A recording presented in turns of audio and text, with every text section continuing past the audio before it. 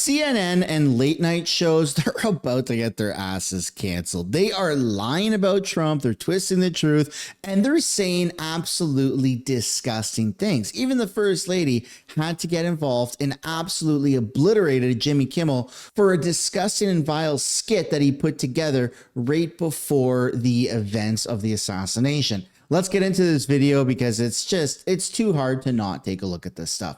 Starting things off with some updates. A $500 million super yacht owned by a sanctioned Russian billionaire passes the Strait of Hormuz. Then Putin announced that Russia will do everything that serves Iran's interest. And that's because Putin met with Iranian officials earlier this morning.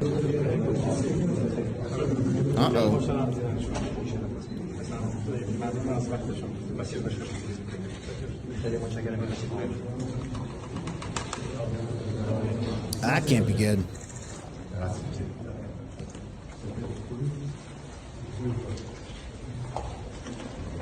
So does this mean that Russia's moving into the Strait of Hormuz and getting themselves involved with that conflict? Time will tell. But then CNN floats a conspiracy theory suggesting that President Trump's 2024 Butler assassination attempt may have been staged.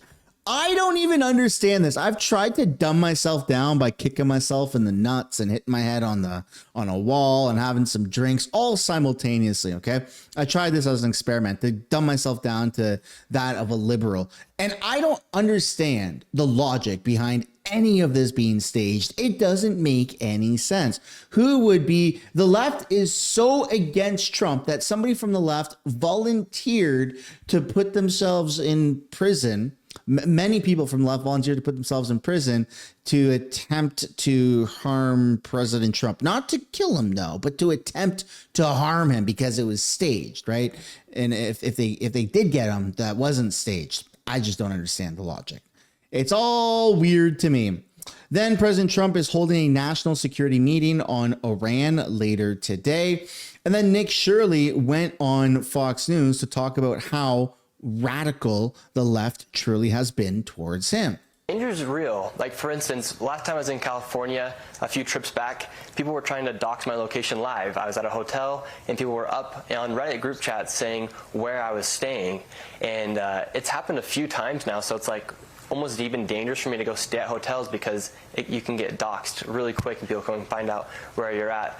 You get constant death threats from people. The fraudsters are angry.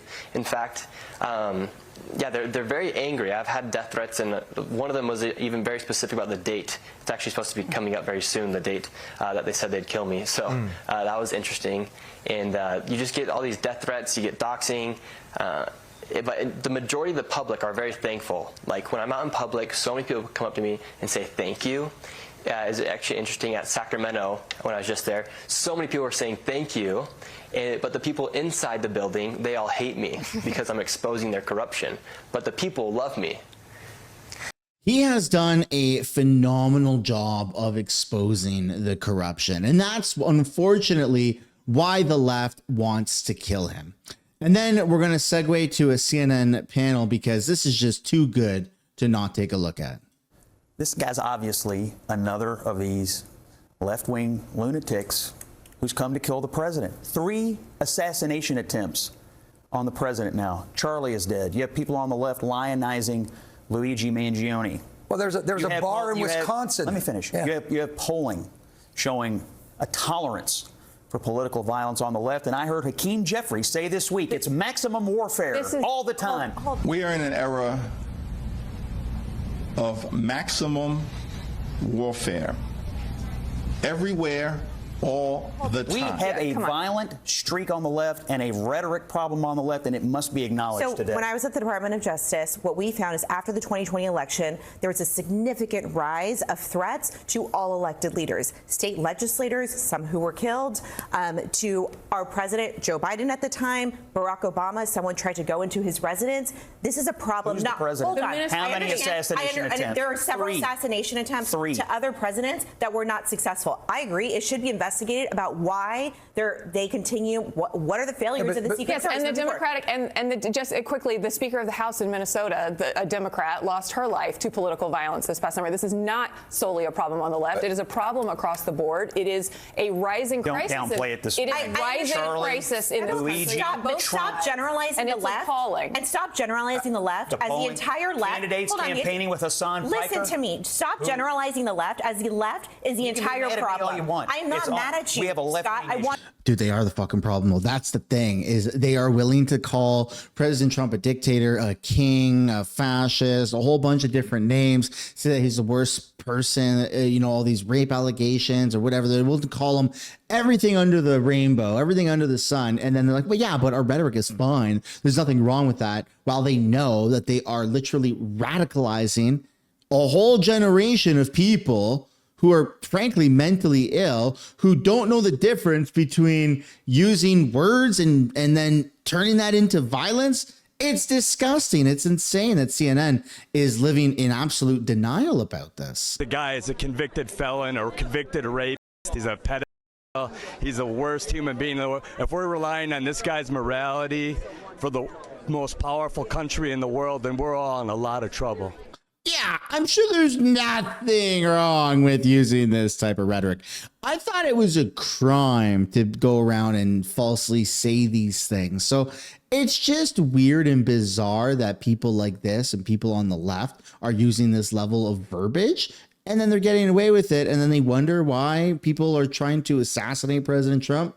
Probably because of words like this. If you're watching this channel, chances are you already know how crazy things are getting online. Between censorship, data tracking, and companies selling your private information, your privacy is under attack 24/7. That's why I use Private Internet Access VPN. It's one of the most trusted VPNs out there with millions of users, and it does exactly what you think it should. It protects your data, hides your IP address, and lets you browse the internet like you're supposed to, privately. And here's the thing, your internet service provider can legally track and sell your browsing data. That's not a conspiracy, that's real. Private internet access encrypts your connection so they can't see what you're doing. It's also insanely useful if you want to travel or just want unrestricted access, whether that's streaming, news, or content that gets blocked depending on where you are. Setup takes 2 minutes. With one click, you are fully protected. So if you care about your privacy, and honestly, you should, click the link down below in the description or scan the QR code on your screen and you get 83% off plus 4 months for free. You also get a 30-day money-back guarantee. So there's literally zero financial risk just to try it out. Get protected, stay anonymous, and take back control of your internet. But here's where it gets really interesting, because Jimmy Kimmel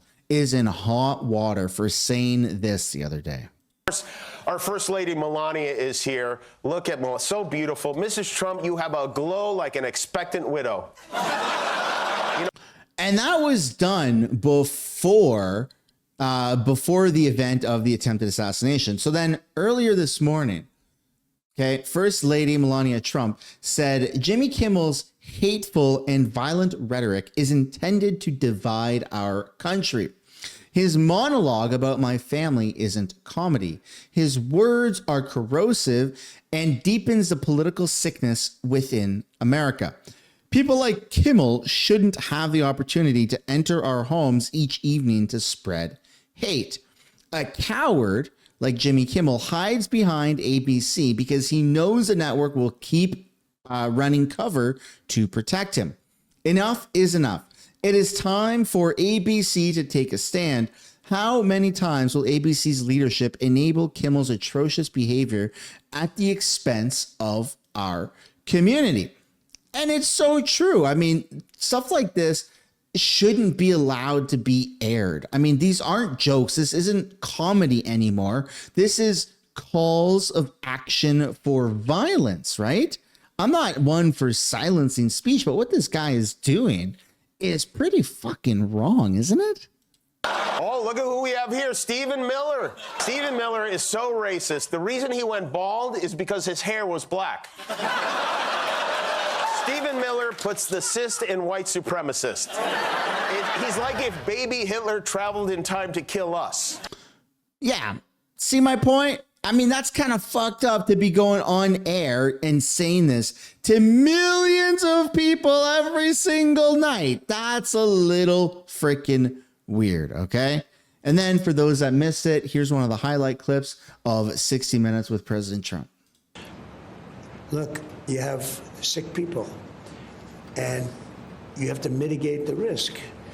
But some of these sick people, it's amazing. They're very sick, but they're also, in some cases, very, very smart. He went to great school. I can tell you the person in Butler, I don't know if you ever looked at his academic credentials. He had almost 1,600 in his college boards. 1,600. Nobody has. I mean, it's the upper 99.9 percentile or something, and he was a crazy person, but a smart crazy person. I think the law enforcement did a great job last night. The left is not the only people doing this, and the right does just as much online. You can understand why we're on edge as conservatives, though. 3 times the president, Steve Scalise, Brett Kavanaugh, Charlie Kirk. Heck, there was even a plot against Russ Vought the other day, who's the head of the Office of Management and Budget. I mean, conservatives are, I think, rightfully on edge because this keeps happening over and over and over again, and people keep calling Donald Trump a Nazi, and they keep calling him a fascist, and they keep repeating lies about him that are not true, yet they keep getting repeated regarding Epstein and other things. I'm just telling you, as a conservative who lives in this every day, my friend was murdered last year. My president's had 3 assassination attempts. I have a knot in my stomach about it every day that I wake up. And CNN and the left would only realize this if this were to happen to, I don't know, Obama or Joe Biden. Frankly, any president other than President Trump, even if they were on the right, like Bush probably, would start to realize, oh yeah, maybe this is a bit of a problem. But they want Trump dead. That has been made abundantly clear, okay? What also is abundantly clear is Starmer is completely fucked. I mean, his ratings have absolutely tanked. Let's have a look. For Keir Starmer right now. You think things are bad here in the United States? Why don't you just go across the pond over to the UK, because things are just downright atrocious over there for Keir Starmer. Just take a look here. Britain's satisfied with Keir Starmer.